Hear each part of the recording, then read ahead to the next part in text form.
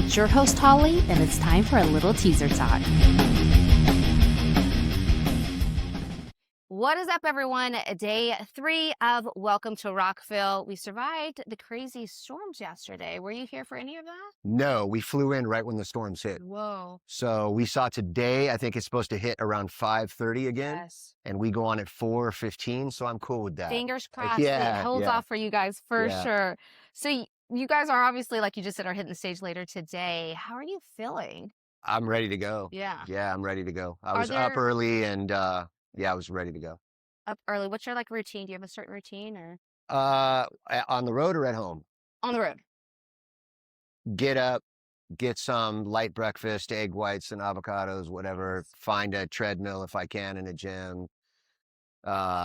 Keep to myself and get ready to go do a show. Really. Get in the zone. Yeah, get in the zone. I love it. Is Yeah. there anything that the crowd can expect from your guys' performance later? Well, we are playing a new song, Dig Your Own Grave, Yes. off the new record Strike and Kill that's coming in July. Yes. So that's going to be fantastic. And we're looking forward to it not raining.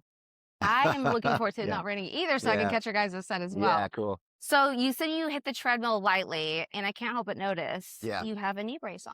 Yeah, today, no treadmill today. So I hurt my knee at Sick New World a week ago, and it feels good now, week and a half ago. So what happened? I jumped off a riser.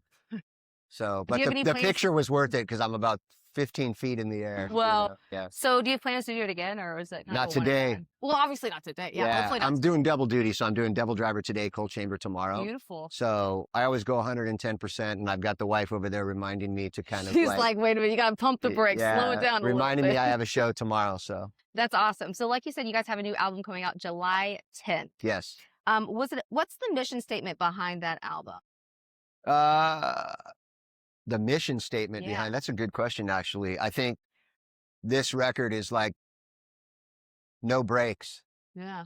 just fifth gear all the way. Let's Jumping go. off of risers. Yeah, yeah. I mean, we wrote about 26 songs for the thing. Yeah. Narrowed it finally down to 13. Nice. And it's just it's a phenomenal record. I'm blessed to be surrounded by the players that I have, and That's you know. always key, to have an important team behind you with all the support of all it the is. parts. And I've been doing it 30 years, so Yeah. I feel humbled to just be asked to be here, Yeah. and humbled every day to be alive. Actually, to tell you the truth. Yeah. That is awesome. And same to that. Copy and paste. That's how I feel as well. So Dig Your Own Grave was the first one that you guys have released from the new album. Yeah. Why did you guys select that one? I know it hit hard out the gate, but why was that one selected as the first one?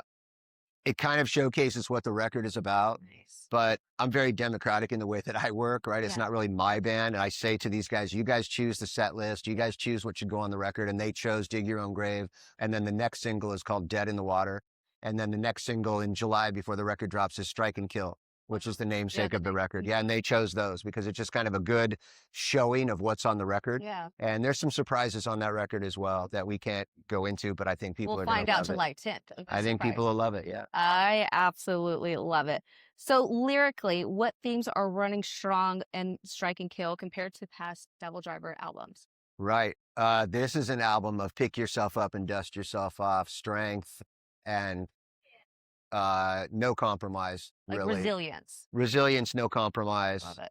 That's what this record is about. Well, I was excited before, but now I'm even more excited as we're sitting there talking about it. Thank you. So this band has always balanced groove, aggression, and melody. Did you guys push yourselves into any new territory with this new album? We did. There's a song on there that's got some definite new territory. I mean, I come from punk rock, goth. Yep.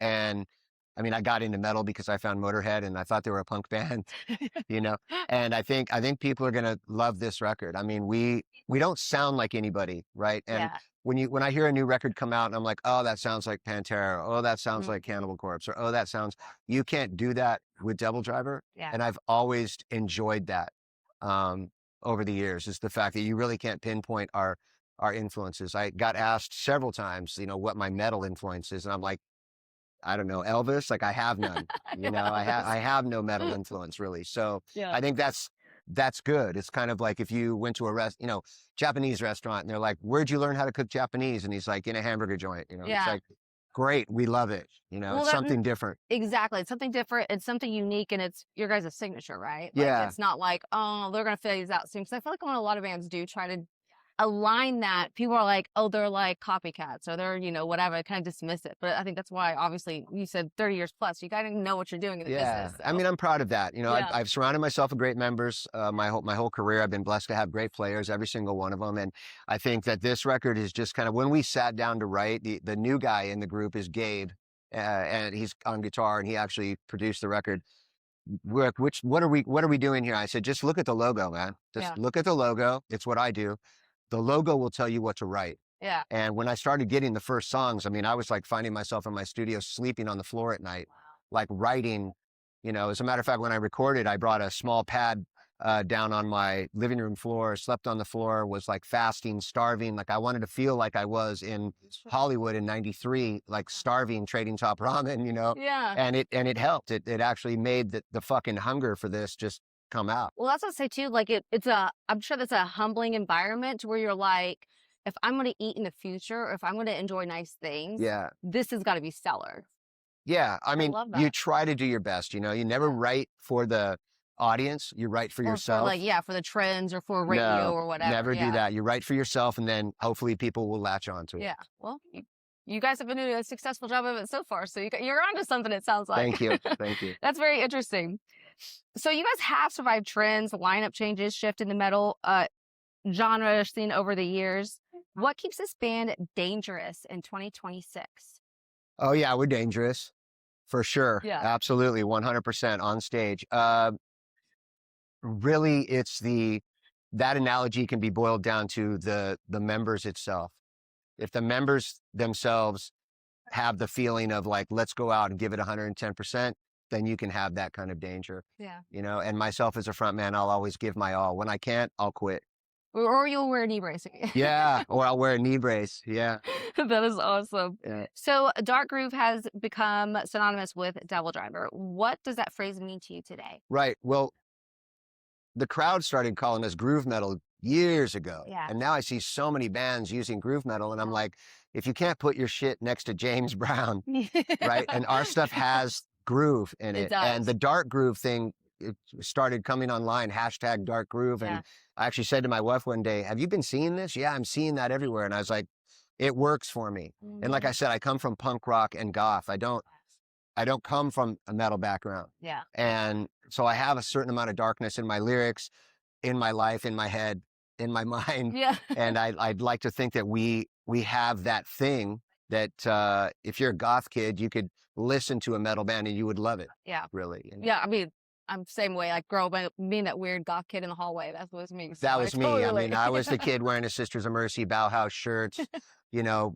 getting in fight with metal kids at high school. And, you know, so. Yeah. Well, very cool. Well, this podcast is Teaser Talk. So we love to end the episodes with a nice little teaser for fans. Okay. What can we tease fans without giving too much away, what they can look out forward to maybe at the end of this year, even next year?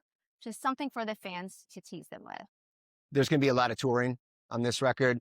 I can tell you that within the record, when you get it July 10th, there's a bit of goth in there that I think you're gonna latch onto, because it's so daring.